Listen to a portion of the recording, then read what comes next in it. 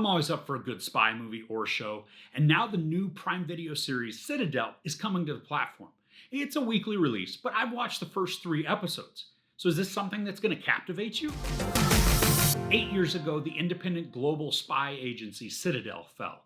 It was tasked to uphold the safety and security of all people, but was destroyed by operatives of Manticore, a powerful syndicate manipulating the world from the shadows. With Citadel's fall, elite agents Mason and Nadia had their memories wiped as they narrowly escaped with their lives.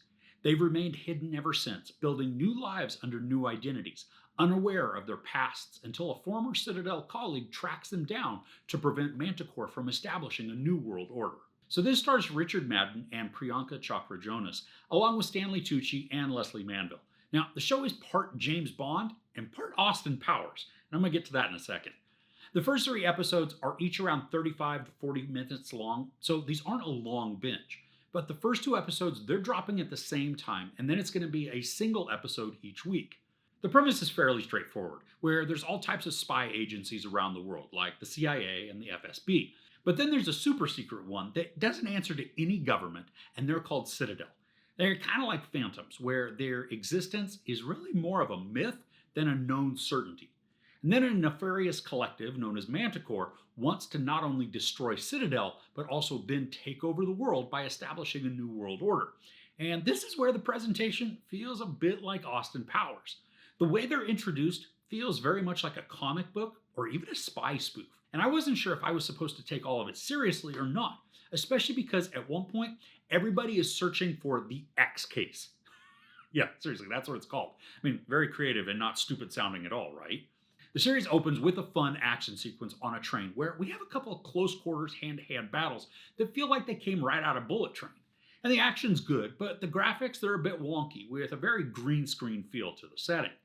And the fights, I thought they were cool, and the action is mostly clear and it's able to be seen without a ton of quick cuts, even though there are some of those present. This opening scene then sets the stage for our main protagonist, played by Richard Madden. He loses his memory and he spends the next 8 years with zero knowledge of who or what he was, building a family along the way. Now, I really like the cast. First, Richard Madden, he's great. He's got a bit of snark to him, but he also plays the everyman well. Because he's lost his memory, he's not the trained assassin spy he once was. Instead, he's a dad and a husband who works on his house in his free time. Priyanka Chopra Jonas is brutal in her fighting, which I thought was fun to watch. And her character is going to be fun to dive more into because she's very mysterious and guarded. I mean, even in the opening scene with Madden. And it's hinted that they have a history together, but it's unclear if it was really romantic or just played that way as a cover. And if they did have real feelings for each other, then that's sure to set up some complications down the road. Stanley Tucci's inclusion in this is strange, but it kind of works. Now, I love him in the role because he's very sarcastic and snarky, with very little time for questions. He's impatient and pressured, but also very witty, even in times of danger. And the reason I said that his inclusion is strange is because I'm still not totally sure of the tone that this show is going for. It's definitely got the mystique and the aura of a spy thriller, as well as a lot of action. But then there are the comedic moments that feel almost awkward, but not totally. I mean, sometimes they work, and other times they just feel very out of place. It's really confusing, but I just went with it, knowing that I was only seeing a portion of the entire storyline, and then leaving room for the possibility that more of the tone is going to be fleshed out in subsequent weeks. Even with that caveat that I'll give it more time to solidify the tone, I'm still not sure the story is grabbing me in a way that I care about or am engaged with in a meaningful way. I mean, because the episodes are so short and we're thrust right into the action, the character development, and the story arcs, they feel rushed. Even when the show includes portions of exposition, the content, it hasn't grabbed hold of me in a way that I'm salivating for the next episode.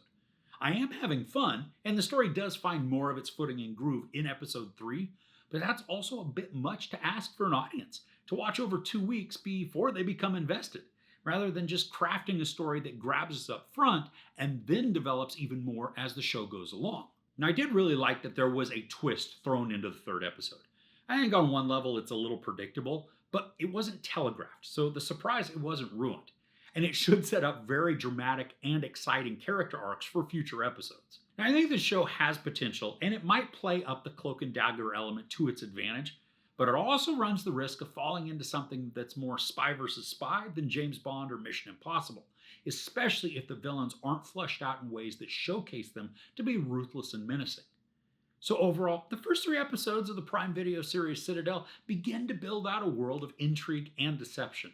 The characters certainly need more development, and the story as a whole needs to be fleshed out more in order to create a scenario that's engaging and worthy of our time spent watching. I'm still not sure about the emotional tone the series is going for, but I am willing to give it several more episodes to establish its footing. There's no sex or nudity, a lot of profanity, and a bunch of violence. I'm going to hold off on giving this a rating just yet, but I am curious about how it's all going to come together. I say give it a shot if you're in the mood for espionage and action, and see if it grabs you. Just know that the 3rd episode does establish more of a gripping story, so you may even want to wait a week until you can binge all 3 at once. So what are you watching right now? Anything you can recommend to me? Let me know in the comments below. If you enjoyed this review, please give it a like. Also, don't forget to share and subscribe. I'm Chris. This is Movies and Munchies. Thanks for couching with me.